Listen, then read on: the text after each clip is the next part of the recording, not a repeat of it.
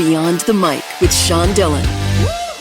Normally, I have a big intro, but I'll start off today with a question. Is the golden age of television at an end? And what's in television's future? We're joined on the Starline by the former executive editor of Premiere Magazine, best-selling cultural critic, journalist, and author of Pandora's Box, How Guts, Guile, and Greed Upended TV. Welcome, Peter Biskind. Well, lots of people think it's over. I mean, the irony is when I started this book, it was supposed to be a tribute to what they call the era of peak TV, the blossoming of TV programming on cable and the streamers.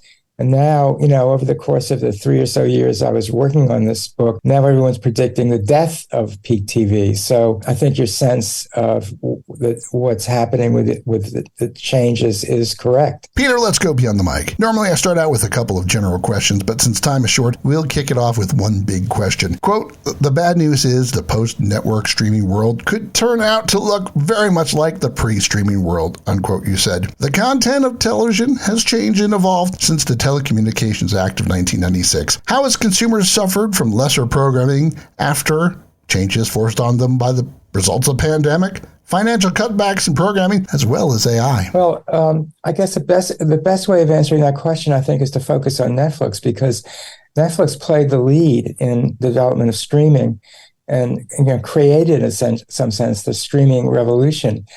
And now Netflix is cutting back on all the innovations it introduced. In other words, initially Netflix did away with ads, but now they're introducing an ad-supported tier, which has something like 15 million viewers already. It's cracking down on password sharing. It's also abandoning binging, which it introduced, which was dropping a whole season in one day, which was rather controversial when they started it. And now it turns out that it's too expensive to keep doing it. So if you add up all these changes, you see that network is sort of backtracking on all, as I said, on all the innovations that made it Netflix. If you generalize from that, it seems like the distinctions between network programming, streaming program, cable and streaming program are breaking down, because there are so many streamers now. They're competing for the largest possible audience, which means blander programming. Programming is not going to offend anybody. So true, and following up on that, reality TV exploded with a group of nobodies that could be paid than regular actors. How has the least common denominator of television production changed from when you started watching TV to today?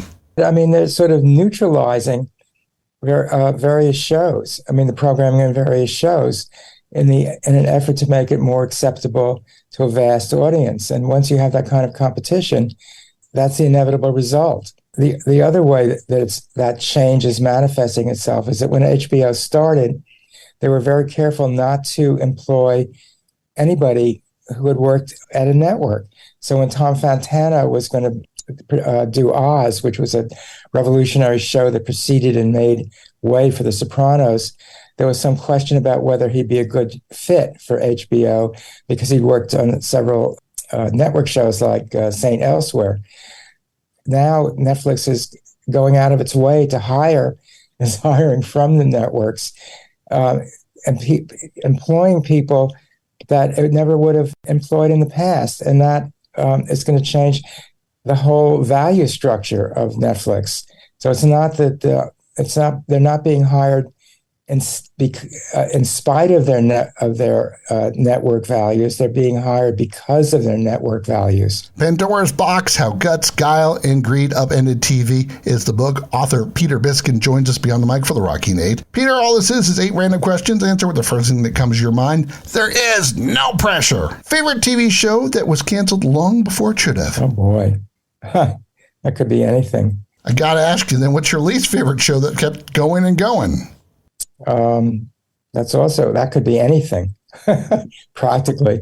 In your book, The Sky is Falling, you bring up television has created separation in our country. Which show did the most damage, in your opinion? Well, I think The Sopranos was very influential in creating a gap between the haves and the have-nots. I think a lot of the showrunners that I interviewed cited The Sopranos, and it seemed like every road led back to The Sopranos. So I think I'd have to say that. Which show or film at Film Columbia didn't get the love that you thought it should have? Well, there's a show called Perfect Day, that's directed by Wim Wenders in Japan, which was a fantastic show. And it didn't. We should have scheduled it in the evening instead of when it played. But I recommend it to everybody. How about what's your favorite black and white film? On the Waterfront. How did your Spirit of 76 documentary change your life? Well, it didn't exactly make me a filmmaker, so it didn't change my. It was fun, but it didn't change my life at all. Coke or Pepsi? Coke. Peter, if you could have 15 minutes to have one interview with a star long gone, who would it be with? That's a good one. Charlie Chaplin. I'm going to sneak in one more. Quote from your book, you said, "Cash, not content, is king," unquote. Who could be television industry's next changemaker like HBO, FX, AMC, and Netflix has been? Oh, that's a hard one. I mean, it looked for a while like it was going to be David Zaslav, but that's not turning out to be the case.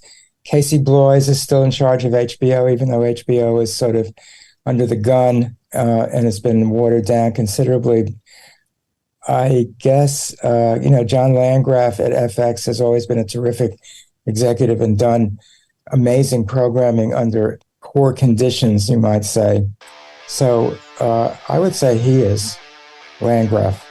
He would have liked to interview Charlie Chaplin, loves On the Waterfront, and wants you to read Pandora's Box, How Guts, Guile, and Greed Upended TV. Peter Biskind, thanks for taking the time to talk with us today. Thank you. And that, my friends, is a Beyond the Mic shortcut.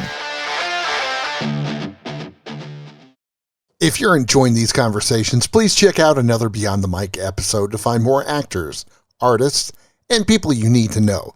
We'd also appreciate a like and subscribe on the Good Pods app.